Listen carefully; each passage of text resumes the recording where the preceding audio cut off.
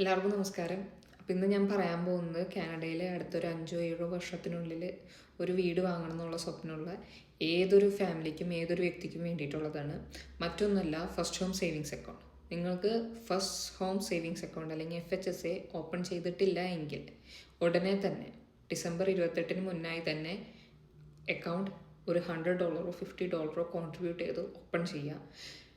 അതിൽ എല്ലാ വർഷവും $8,000 വെച്ചിട്ട് ഗവൺമെൻറ് നിങ്ങൾക്ക് കോൺട്രിബ്യൂഷൻ റൂം തരുന്നുണ്ട്. ഇതൊരു 5 ഇയേഴ്സ് സ്കീമാണ്. 5 ഇയേഴ്സ് ആകുമ്പോൾ നിങ്ങൾക്ക് അതിലൊരു 40,000 പ്ലസ് അതിൻ്റെ ഇൻട്രസ്റ്റ് ടാക്സ് ഫ്രീ ആയിട്ട് നിങ്ങൾക്ക് വീടിൻ്റെ ഡൗൺ പേയ്മെൻറ്റിന് വേണ്ടിയിട്ട് യൂസ് ചെയ്യാൻ പറ്റും.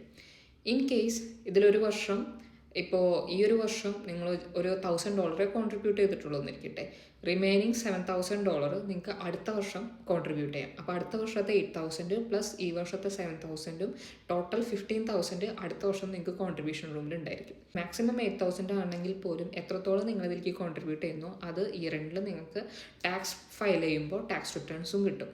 കാരണം ഈ FHSAയിലേക്ക് കോൺട്രിബ്യൂട്ട് ചെയ്യുന്നത് RRSP പോലെ തന്നെ നോൺ ടാക്സബിൾ ആണ്. ഒരു ഫാമിലി ആണെന്നുണ്ടെങ്കിൽ 2 പാർട്ട്നേഴ്സും അവരുടേതായിട്ടുള്ള കോൺട്രിബ്യൂഷൻ റൂം യൂസ് ചെയ്യുകയാണെന്നുണ്ടെങ്കിൽ 5 ഇയേഴ്സ് കഴിയുമ്പോൾ നിങ്ങൾക്കൊരു 80,000 പ്ലസ് അതിൻ്റെ ഗ്രോത്ത്, പിന്നെ ഇതിൻ്റെ ഇടയിൽ നിങ്ങൾക്ക് കിട്ടിയിട്ടുള്ള ടാക്സ് റിട്ടേൺസ്, ഇതെല്ലാം ചേർന്ന് നിങ്ങൾക്ക് ഡൗൺ പേയ്മെൻറ്റിന് യൂസ് ചെയ്യാൻ പറ്റും. ഇതൊക്കെ തന്നെ നിങ്ങൾ ബാങ്കിലാണ് നിങ്ങൾ സേവ് ചെയ്യുന്നുണ്ടെങ്കിൽ ഓഫ് കോഴ്സ് അത് ടാക്സബിൾ ആണ്. അതിൽ കുറേ അതിൽ കിട്ടുന്ന ഇൻട്രസ്റ്റ് എല്ലാം വളരെ കുറവായിരിക്കും.